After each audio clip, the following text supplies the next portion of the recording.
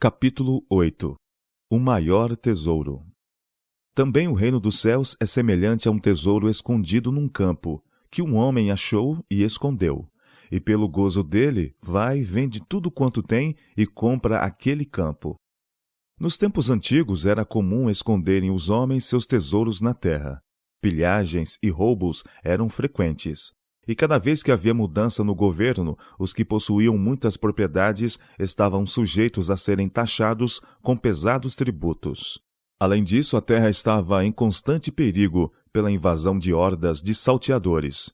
Por isso os ricos procuravam preservar seus tesouros escondendo-os, e a terra era tida como esconderijo seguro. Mas o local era muitas vezes esquecido.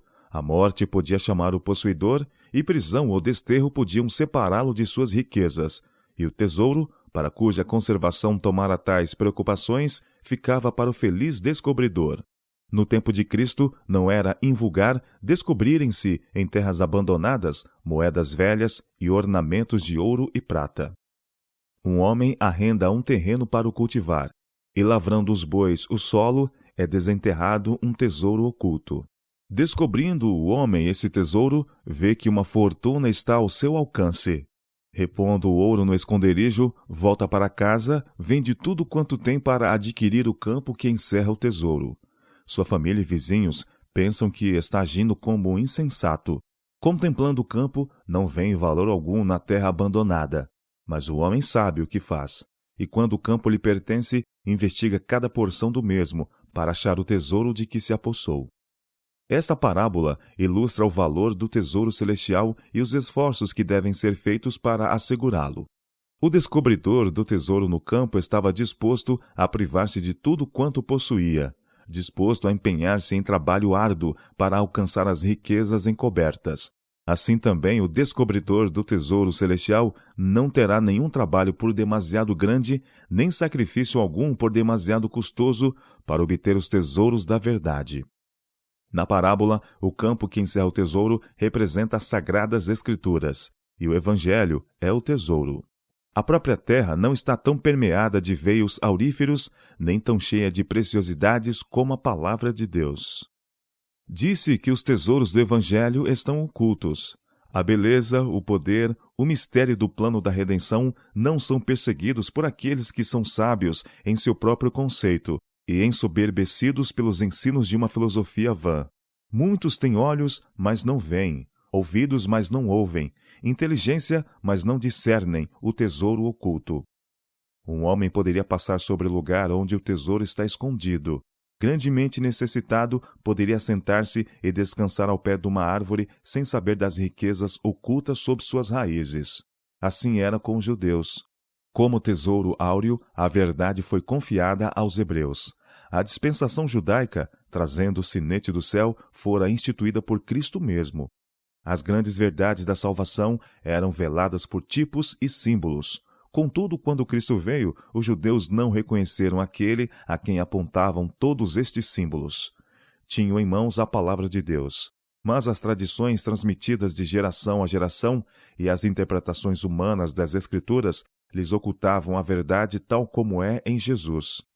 Perdeu-se a significação espiritual das Sagradas Escrituras.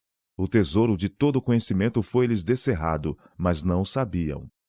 Deus não encobre sua verdade aos homens. Por seu próprio procedimento, escurecem-na eles mesmos. Cristo deu aos judeus prova abundante de que era o Messias, mas seus ensinamentos exigiam deles uma reforma radical da vida. Viram que, se recebessem a Cristo, precisariam renunciar às suas acariciadas máximas e tradições, suas práticas egoístas e ímpias. Aceitar a verdade eterna e imutável exigia sacrifício.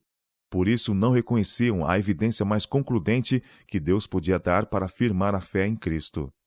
Professavam crer no Velho Testamento, contudo recusavam aceitar o testemunho nele contido concernente à vida e ao caráter de Cristo.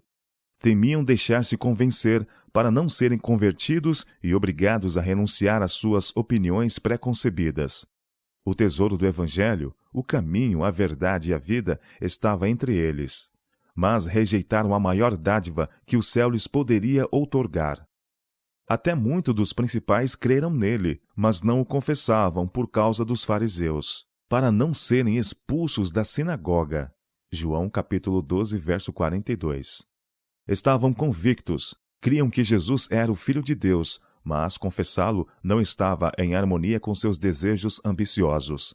Não possuíam a fé que lhes asseguraria o tesouro celeste. Atentavam para os tesouros terrestres. E hoje os homens procuram ansiosamente tesouros terrenos, têm a mente imbuída de pensamentos egoístas e ambiciosos. Para ganharem riquezas, honra e poder, colocam as máximas, tradições e requisitos de homens acima dos de Deus.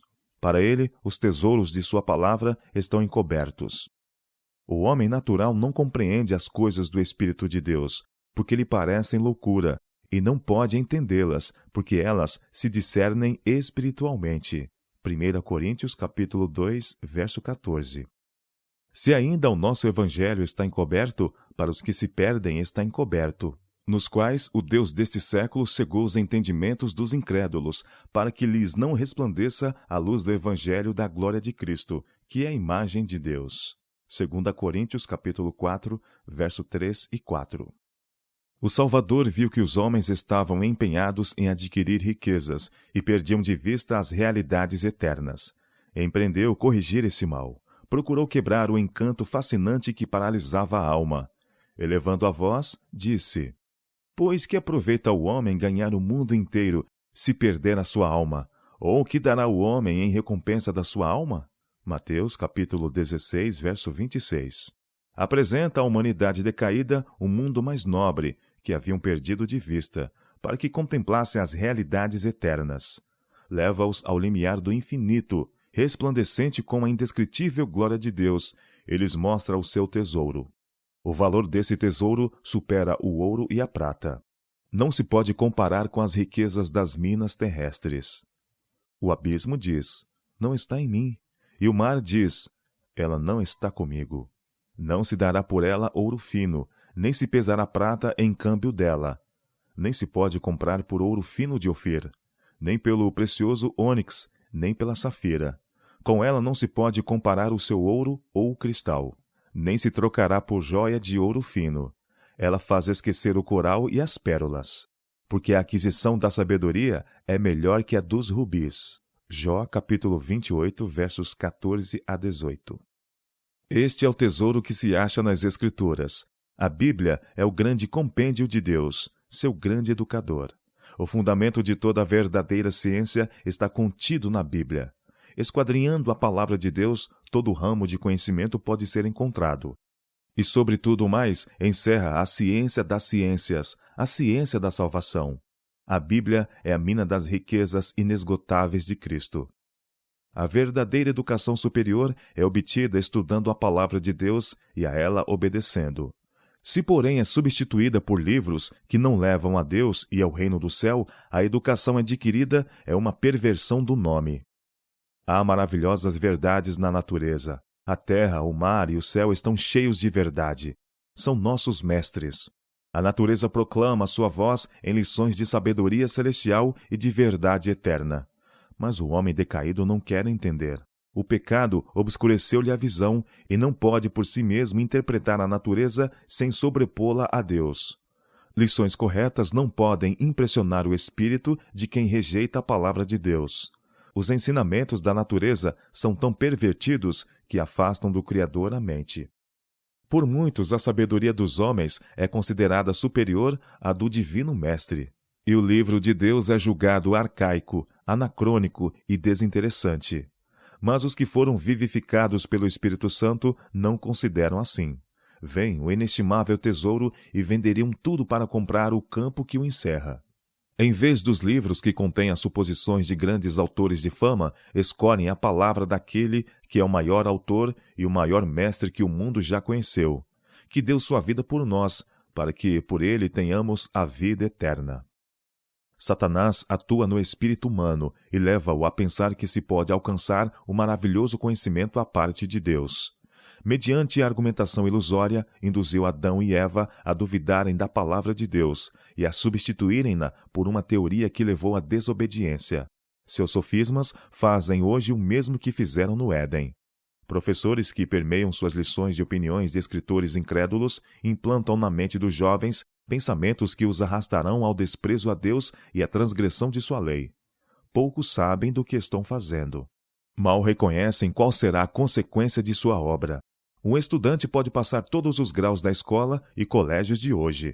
Pode devotar todas as suas faculdades à aquisição de sabedoria. Mas, se não tiver o conhecimento de Deus, se não obedecer às leis que lhe regem o ser, aniquilar-se-á a si próprio. Por hábitos errôneos, perde o respeito próprio. Perde o domínio de si mesmo. Não pode ajuizar corretamente das coisas que mais intimamente com ele se relacionam. É negligente e desarrazoado no trato da inteligência e do corpo. Pela prática de hábitos incorretos, torna-se um náufrago. Não pode ter felicidade, pois sua negligência de cultivar princípios sãos e puros sujeita-o ao domínio de costumes que destroem a paz. Os anos de estudo exaustivo ficam perdidos, porque se arruinou a si próprio. Abusou de suas forças físicas e mentais, e o templo do corpo é uma ruína.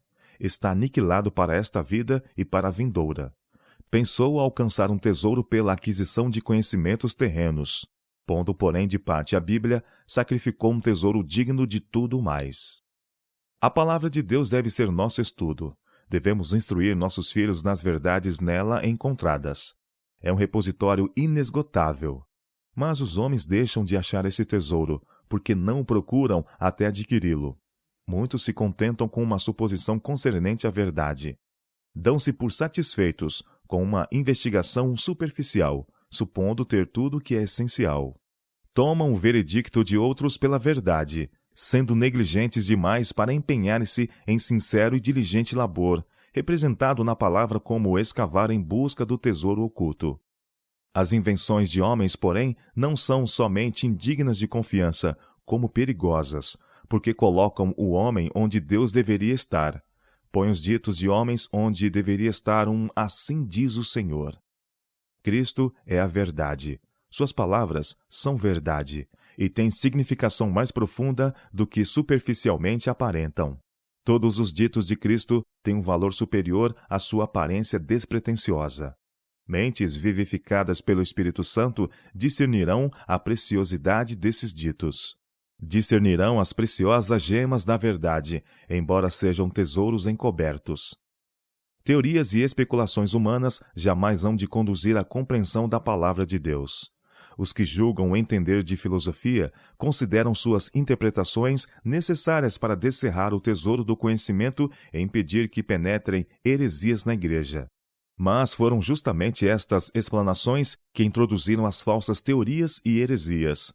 Os homens têm feito esforços desesperados para explicar textos considerados obscuros, mas muitas vezes seus esforços têm obscurecido ainda mais o que tentavam esclarecer. Os sacerdotes e fariseus professavam realizar grandes feitos como professores, sobrepondo a palavra de Deus às suas interpretações. Porém, Cristo deles disse: Porventura não errais vós, em razão de não saberdes as Escrituras, nem o poder de Deus? Marcos capítulo 12, verso 24. Culpava-os de ensinar doutrinas que são mandamentos de homens. Marcos capítulo 7, verso 7. Embora fossem os instrutores dos oráculos divinos, embora se supusesse que compreendiam sua palavra, não eram obradores da mesma. Satanás cegara-lhes os olhos para não verem sua verdadeira significação. Esta é a obra de muitos em nosso tempo. Muitas igrejas são culpadas deste pecado. Há o perigo, e grande, de os conceituados sábios de hoje repetirem a experiência dos mestres judeus. Interpretam falsamente os oráculos divinos, e almas são confundidas e envoltas em trevas, em consequência de uma concepção errônea da verdade divina. As Escrituras não necessitam ser lidas à basta luz da tradição ou especulação humanas. Podemos também atear luz ao sol com um facho, como explicar as Escrituras por tradições ou fantasias humanas. A santa palavra de Deus não necessita do lusco-fusco dos archotes terrenos para tornar distintos os seus esplendores. Em si mesma é luz, a revelação da glória divina, e ao seu lado qualquer outra luz é mortiça. Deve, porém, haver estudo sincero e exame minucioso. Percepções vivas e claras da verdade jamais serão a recompensa da indolência. Sem paciente, fervoroso e constante esforço, não se pode conseguir ventura terrena. Para que os homens alcancem bom êxito nos negócios, precisam ter determinação e fé para esperar os resultados. E não podemos esperar obter conhecimento espiritual sem esforço veemente. Os que desejam achar os tesouros da verdade precisam cavar em busca deles como faz o mineiro em busca do tesouro oculto na terra. Não adiantará um trabalho de coração dobre e indiferente. É essencial tanto a velhos como a jovens não somente ler a palavra de Deus, como também estudá-la com fervor sincero, oração e investigação da verdade como se buscassem um tesouro escondido. Os que assim procederem serão recompensados, pois Cristo avivará o entendimento. Nossa salvação depende do conhecimento da verdade contida nas Escrituras. Deus quer que o possuamos. Examinai a preciosa Bíblia com coração faminto. Sondai a palavra de Deus, como o mineiro sonda a terra para descobrir veios auríferos. Jamais deis por acabada a investigação, enquanto não tiverdes determinado a vossa relação para com Deus e sua vontade concernente a vós. Cristo declarou: tudo quanto pedirdes em meu nome, eu farei, para que o Pai seja glorificado no Filho. Se pedirdes alguma coisa em meu nome, eu farei. João capítulo 14, versos 13 e 14. Homens piedosos e de tanto talento vislumbram as realidades eternas. Porém, muitas vezes deixam de compreendê-las porque as coisas visíveis eclipsam a glória do invisível. Aquele que quiser procurar o tesouro oculto com bom êxito precisa alçar-se a prossecções mais elevadas que as coisas deste mundo. Suas afeições e todas as suas capacidades precisam ser consagradas à pesquisa. A desobediência tem cerrado a porta a uma grande soma de conhecimentos que podiam ser obtidos das Escrituras. Compreensão significa obediência aos mandamentos de Deus. As Escrituras não devem ser adaptadas ao preconceito e desconfiança dos homens. Somente podem entendê-las aqueles que humildemente procuram conhecimento da verdade para poder obedecer-lhe. Pergunta: que preciso fazer para ser salvo? Você deve depor à porta da investigação as opiniões pré-concebidas, as ideias herdadas e cultivadas. Se você examina as Escrituras para justificar suas próprias opiniões, nunca alcançará a verdade. Investigue para aprender o que o Senhor diz. Se lhe vier a convicção ao investigar, se vir que suas opiniões acariciadas não estão em harmonia com a verdade, não mal interprete a verdade para acomodá-la à sua própria crença. Antes, aceite a luz concedida. Abra a mente e o coração para que possa contemplar as maravilhas da palavra de Deus. A fé em Cristo como Redentor do mundo exige o reconhecimento de uma inteligência esclarecida, dirigida por um coração que pode discernir e avaliar o tesouro celestial. Essa fé é inseparável do arrependimento e transformação do caráter. Ter fé significa achar e aceitar o tesouro do Evangelho com todos os deveres que o mesmo impõe. Aquele que não nascer de novo não pode ver o reino de Deus. João capítulo 3, verso 3. Conjeturará e imaginará, mas sem os olhos da fé não pode ver o tesouro. Cristo deu a sua vida para nos assegurar esse tesouro inestimável. Porém, sem regeneração pela fé em seu sangue, não há remissão de pecados, nem tesouro algum para a alma moribunda. Necessitamos da iluminação do Espírito Santo para discernir as verdades da palavra de Deus. As coisas aprazíveis do mundo natural não são vistas sem que o sol, dissipando as trevas, as inunde de luz. Assim, as preciosidades da palavra de Deus não são apreciadas sem serem reveladas pelos brilhantes raios do sol da justiça. O Espírito Santo, enviado do céu, pela benevolência do infinito amor, toma as coisas de Deus e as revela a toda alma que tem fé implícita em Cristo. Por seu poder, as verdades vitais das quais depende a salvação da alma são impressas na mente, e o caminho da vida torna-se tão claro que ninguém precisa transviar-se. Estudando as Escrituras, devemos orar para que a luz do Santo Espírito de Deus ilumine a palavra, a fim de vermos e apreciarmos suas joias. Ninguém pense que não há mais sabedoria para alcançar. A profundeza do entendimento humano pode ser medida. As obras de autores humanos podem ser conhecidas, porém, o mais alto, mais profundo e mais largo voo da imaginação não pode descobrir a Deus. Há a imensidade além de tudo que podemos compreender. Vimos somente o cintilar da glória divina e do infinito conhecimento e sabedoria. Temos estado a trabalhar, por assim dizer, à flor da mina, enquanto ricos veios de ouro estão sob a superfície, para recompensar aquele que cavar em busca dos mesmos. A escavação precisa aprofundar-se mais e mais na mina, e maravilhoso tesouro será o resultado. Por uma fé correta, o conhecimento divino tornar-se-á conhecimento humano. Ninguém pode esquadrinhar as Escrituras no Espírito de Cristo sem ser recompensado. Quando o homem consente em ser instruído como uma criancinha, quando se submete inteiramente a Deus, achará a verdade em sua palavra. Se os homens fossem obedientes, compreenderiam o plano do governo de Deus. O mundo celestial abriria os seus arcanos de graça e glória à pesquisa. Os seres humanos seriam totalmente diferentes do que são agora, porque, explorando as minas da verdade, os homens seriam enobrecidos. O mistério da salvação, a encarnação de Cristo, seu sacrifício expiatório não seriam, como são agora, noções vagas em nossa mente. Não somente seriam mais bem compreendidos, como infinitamente mais apreciados. Em sua oração ao Pai, deu Cristo ao mundo uma lição que deve ser gravada na mente e na alma.